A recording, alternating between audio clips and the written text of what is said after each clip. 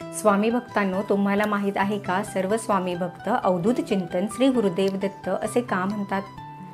कारण अवधूत म्हणजेच जो सर्व सांसारिक बंधनांपासून मुक्त आहे, ज्याचं मन, देह आणि आत्मा सर्व प्रकारच्या मोह, आसक्ती, अहंकार, द्वेष, राग या सर्व भावनांपासून पूर्णतः शुद्ध आहे, जो अद्वैत आहे, अविनाशी आहे, शाश्वत आहे आणि अहंकार शून्य, वैराग्यपूर्ण तसेच आनंद स्वरूप, आत्मज्ञानी आणि जो ब्रह्मस्वरूप आहे, जो स्वतः एक उच्च आध्यात्मिक साधनेत असतो, तो भक्ताच्या सर्व इंद्रियांचा, भावनांचा आणि त्याच्या इच्छांचा संपूर्ण नियंत्रण घेऊन त्या भक्ताला आत्मज्ञानाचा मार्ग दाखवतो, जो आपल्या भक्ताला बाह्य मोहापासून मुक्त करून अंतर्मुख होण्यास प्रेरित करतो, त्याला अवधूत असे म्हणतात। चिंतन म्हणजे काय तर ध्यान किंवा मनन।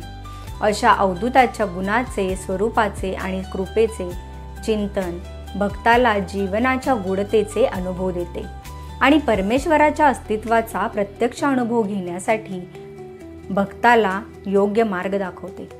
श्री गुरुदेव म्हणजे परिपूर्ण गुरु आणि दत्त म्हणजे दत्तात्रय भगवान, जे या गुरुतत्वाचे प्रतीक आहेत। श्री गुरुदेव दत्त आपल्या शिष्याला ध्यान, साधना, अहंकाराचा त्याग करून समर्पणाच्या माध्यमातून परमेश्वराशी एकरूप होण्याचा मुक्तीचा मार्ग दाखवतात आणि भक्ताला या मोहातून पूर्णपणे अलिप्त करतात।